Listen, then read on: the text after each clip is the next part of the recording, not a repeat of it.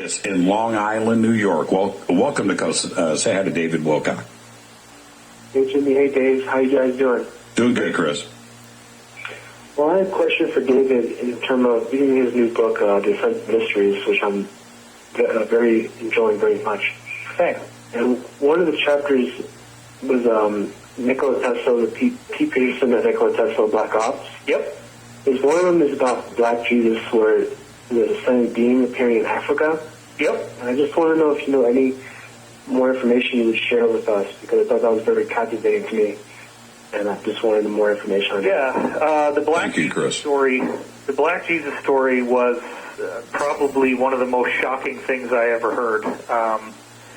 It came from my insider, Jacob, I call him that in the book, who actually was working for the Rothschilds and still does, and also is a whistleblower who doesn't really do what they want but continues to work for them because he feels like there's some very serious extraterrestrial threats to Earth and that what they're doing is very necessary to protect us.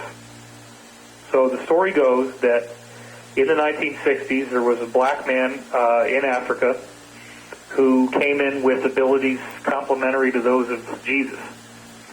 And he was performing miracles. He was starting to get people to listen to what he had to say. And the cabal tried to kill him, and, you know, they could shoot him in the head and his skull would just regenerate and the flesh would grow back, and he was fine.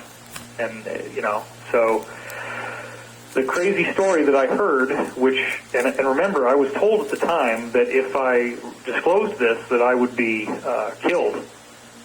And I ended up putting it in the book anyway. The story was that this guy, you know, they finally said, okay, we're going to bring you to the United Nations and share your message with the world.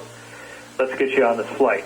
They bring him on this flight, and instead of bringing him to the United Nations, they shot him repeatedly, and then actually had some kind of meat grinder device, and basically like a bandsaw, I guess, and sawed up his body into a whole bunch of pieces, put him in these very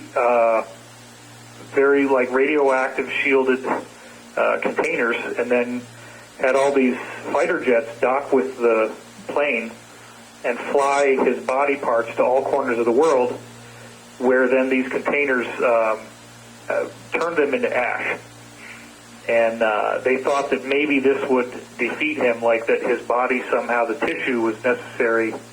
So if they destroyed all the tissue in all these places across the world, maybe they could defeat him. Well, he then regenerated in their offices and was fully fine, fully intact. But the sad part is that he said, you know, you guys so badly do not want me to be here that I am not going to be able to do any more. You're going to get what you want, but bear in mind that in the future, many others like me will be coming, and when they do, you will not be able to stop us. Wow.